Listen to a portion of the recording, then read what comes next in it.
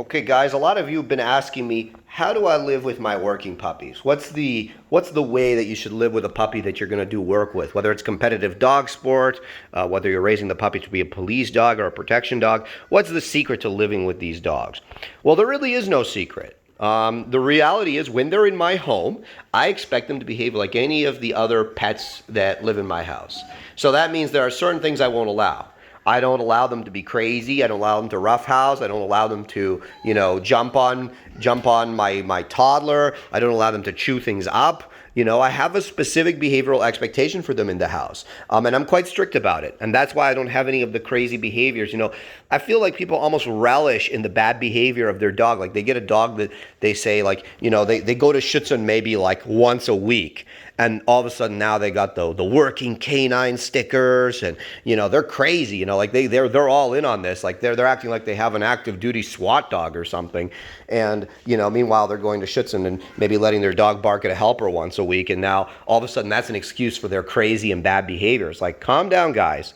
Number one, allowing crazy and bad behavior does not make your dog any better in the work. If you have a good dog that has the genetic ability to do the work, and both these dogs, I personally wouldn't have these dogs if they didn't have a lot of good genetic potential for the work. They both exhibit, very high drive, and they both exhibit, a very strong, active personality that is common with these breeds, especially individuals within the breed that have the good working traits that we look for.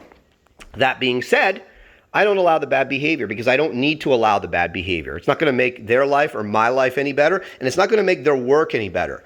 Now, if you have a puppy and you think to yourself, oh, okay, I can't correct him, for instance, for biting me. So that's a big one. These puppies especially when they're small. Like these guys are about 5-6 months old now, but when they're little, people think like, oh, I can't correct my working puppy because he's not going to be able to do bite work if I stop him from biting me. That's absolute horseshit.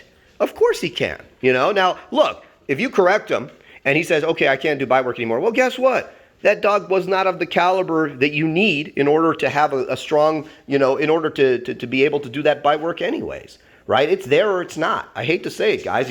Everybody always does all this soul searching. You see it all the time.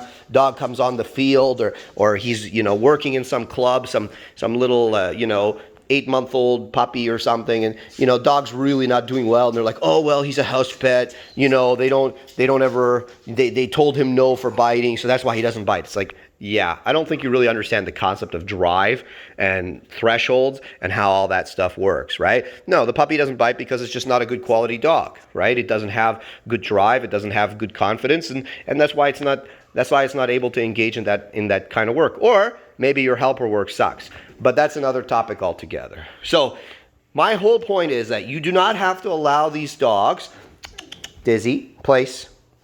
You do not have to allow these dogs to act like idiots and hooligans in order for them to work well. That's absolute nonsense, and I think that's a myth that is often perpetrated online. And people, oh, my little land shark, and they'll show like pictures of like the bite marks on their arm.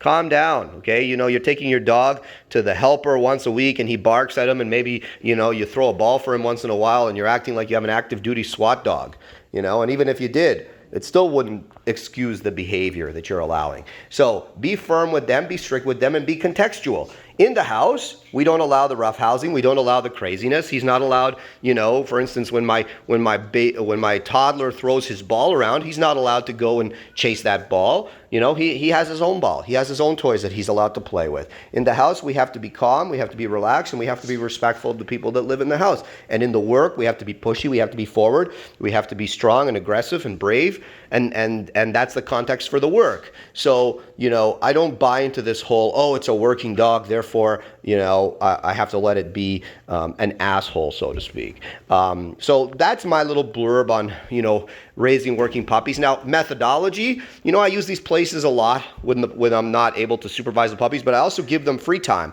So I will say, okay, you can come off the place and just be loose, and then I'll be there, of course, directly supervising. I'll never let them be completely loose without me here, at least until they're, probably at least a year old, because that's a recipe for disaster, and I don't want them to get into the habit of doing things like, destroying furniture or roughhousing with each other. I want them always to be calm in the house. So when I'm not able to pay direct attention to them, or I just need to take a break, these guys go on their place. If I'm not home, they go in their crates. And, you know, I'm very firm with correcting them for negative behaviors, but I also give them the outlet, right? Because these dogs, any dog really, they need a structure. If you don't give the dog structure, they're going to make their own structure, and you're probably not going to like what they come up with. So the big thing that you have to understand when you're training and working with these dogs is balance, okay? Give them a balanced life. Don't treat them like a you know, a little like a little golden doodle, because that's not going to end well for you. You know, but at the same time, you know, don't act like you're raising a tiger, because you're not. So you know, balance in all things. That's the most important thing, especially, you know, when it comes to raising these puppies in the house.